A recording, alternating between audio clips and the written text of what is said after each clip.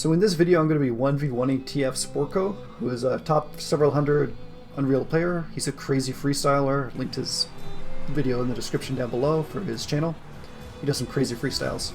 And I wasn't going to upload this originally, but it came down to the craziest wire, and I thought I'd do a commentator over top of what it looks like when a couple top 100-ish people race.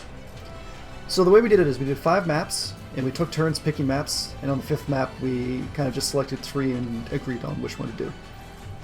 So Puddle Jumper 1 was my pick. This is what we started with. I'm fairly confident on this map.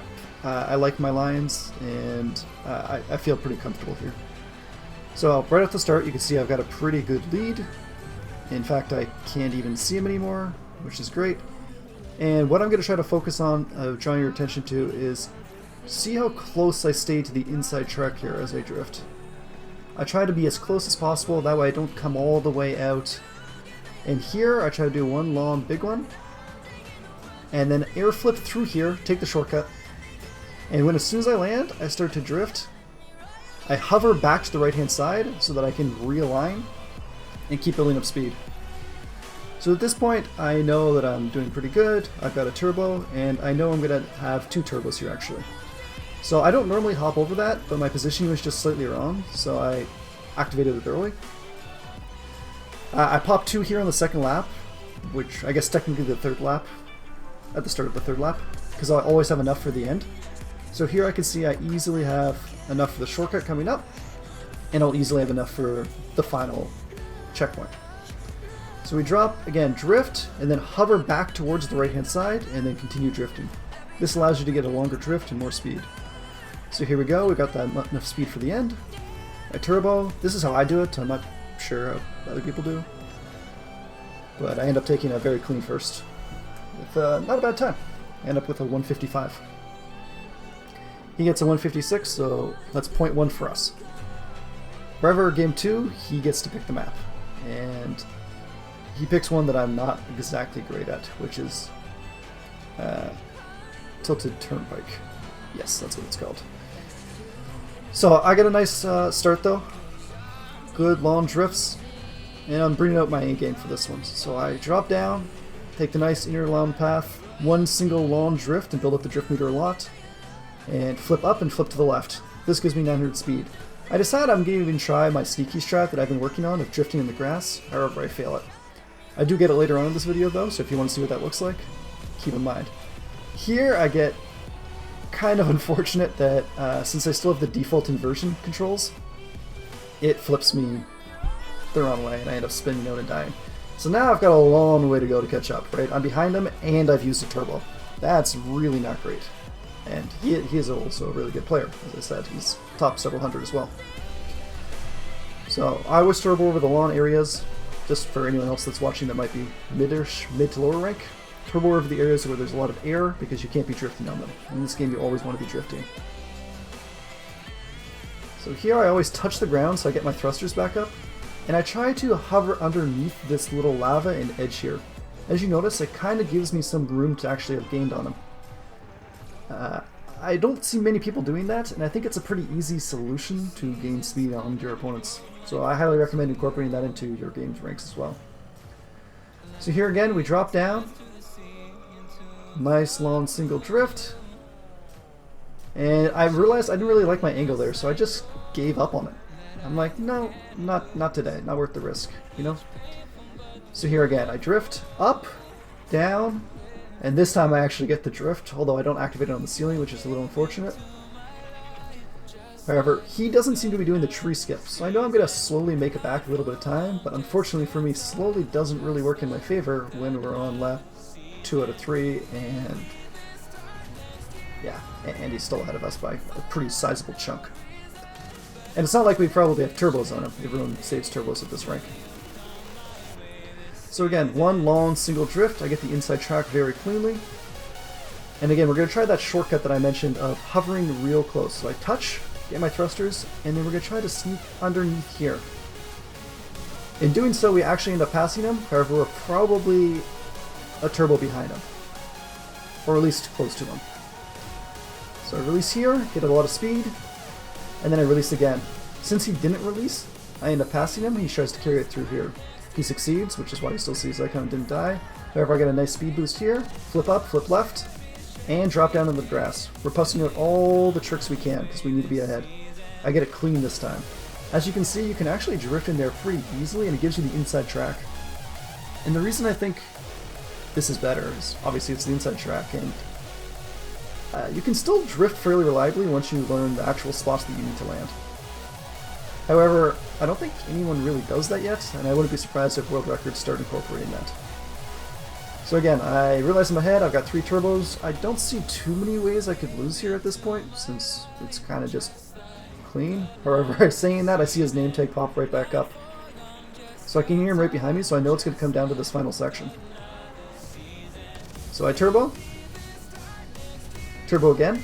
I don't even touch the ground because I know I'm going to have enough thrusters. Here I can see him catching up. However, I just sneaked the first. That's close. So that's 2 for me. And now it's actually time for me to pick a map. 0.1 seconds though. These games really are neck and neck. So I end up picking Day Drifting 2. Not actually because I'm cracked at it, but I find it fun. I'll admit though, I should have studied this map more because apparently there's a pretty standard shortcut at High Unreal that I'm just not doing, which is that right there. You can see him fly all the way over to there, and I don't do that. I know how to do that now, however 3 days ago when this was filmed, I did not. So, that's some of the great parts about learning 1v1s though, is you get to see what other racers who are also good do. So going forward now, anytime I get this in ranked, I'll be able to incorporate that. However, I do an air flip here, which allows me to gain some ground. I also do a really nice drift and tap that. I land with the drift and gives me lots of speed. Basically, despite not using a pretty pivotal shortcut, I'm still close to him. So again, he does it here, he taps, and then he flies all the way up there. I mean, the time savings are immense. Like, you can see how far he had. So, highly recommend you do that one as well. I'm going to build a tutorial on this map coming soon. I actually end up losing a lot of speed there, getting bonked, so not great. However, he's still in my sights. You know, I got a chance. And I think I do this better than him. Right here, drop, and he does that as a shortcut, but instead I do drop down with the drift. So then 800 speed coming through here. I think it's more beneficial. And all you have to do that is hold your drift on an angle before you release. So again, same thing. He does his great shortcut. I don't, so I can't even see him. And I mess up on my angle here, unfortunately. But I realize I'm messing up, and I try to carry the drift. I kind of realize that I'm going to be just short on turbos, so I try to build a little bit extra there. I hold it for about a split second longer than I normally would. Same with here. I'm hoping that I build another one. I air flip and go checkpoint to checkpoint. Unfortunately, I was just a microsecond off getting my turbo. If I drifted just a titch longer or better at any point, I should have been able to snake that. But that puts him back on the leaderboard. On to his pick now of Festive Falls 2.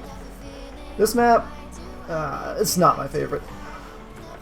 I prefer the maps that they came out with that don't have a ton of lava. I don't think this map really needed an upgrade in my opinion, but I don't know, that's just me. So he's pretty far ahead, we're just drifting. I don't really have a great solution for this map. I kind of have my own run that I invented. Do get some nice drifts here though. And right here we're almost 3 turbos, and I don't think he is, so we have okay speed. However, his car is kind of in the way of my thing, so I tried to swerve so I didn't hit it, and by doing so I ended up missing both the green boost pads. And then again, I end up hitting the lava here, which kills basically any chance I have at, well, I can't say any chance I have at catching up considering we're ahead, but any chance that if he took the same route I took of catching up. He seems to be magnet flipping here, and I normally do that. I'm not actually sure why I wasn't doing it in this race. I think I was a bit too worried about the variability of them. So again, we got the turbo, we fly over here. This time we decide we're not too worried about bumping them, so we just go for it. However, we get bumped there, not great. We try to carry this drift over, and we land with it. Unfortunately, we do miss that, which means... Oh, and we hydroplane. So yeah, any chance we had of catching up, completely gone with that hydroplane. So, that's going to make it 2-2, which means it's all going to come down to the last possible game. Which is pretty exciting. So, comment below at this point, who do you think is going to end up clutching this out? He'll also be uploading this video from his perspective. If you want to go check out his channel, it is linked down below. But we ended up picking Outpost. Neither of our best maps, but it's a pretty fun map. So he gets off with a good lead, gets a nice inside track. He also does a nice air flip there to realign himself. It's something that I definitely take note of. He actually taught me things on this map that I've improved going forward as well. So I actually have learned 2 different things 1v1ing them. Which I'll point out in the second lap. So here, just for you who don't know, always drift on the right hand side instead of the left hand side because the ground is very smooth and allows you to slide in.